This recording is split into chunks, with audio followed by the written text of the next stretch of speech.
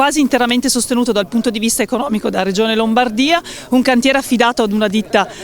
aggiudicato insomma per quanto riguarda i lavori ad una ditta bergamasca, la ditta Milesi, che è riuscita non solo a realizzare i lavori nei tempi ma addirittura appunto ad anticiparli.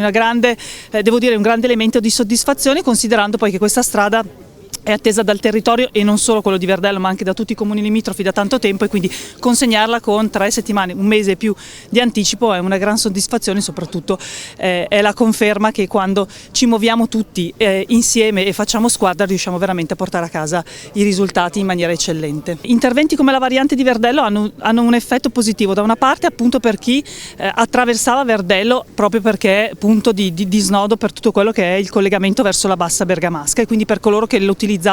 spesso e volentieri per lavoro, perché adesso avranno l'alternativa, è un'alternativa che garantisce dei tempi di percorrenza decisamente contenuti e anche una maggiore sicurezza proprio per le caratteristiche della strada, e dall'altra per i cittadini di Verdello, che ovviamente non saranno più invece interessati da quei 30.000 veicoli giorno che tutti i giorni appunto passavano per Verdello e che bloccavano il centro di Verdello. Quindi da una parte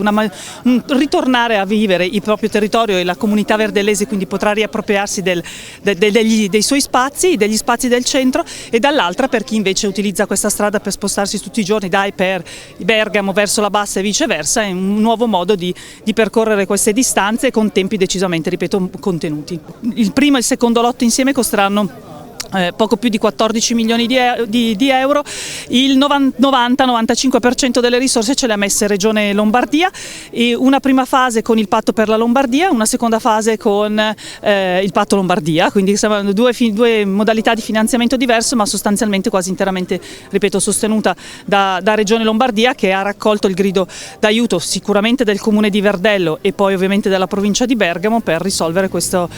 problema, insomma il problema del traffico d'attraversamento che interessa Verdello ma attraversa buona parte delle cittadine insomma attraversate dalla 42 piuttosto che dalla 525, ed è lo stesso motivo per cui per esempio abbiamo finanziato anche in questo caso pressoché interamente la variante di Voltiere, che è uno dei comuni qui vicini.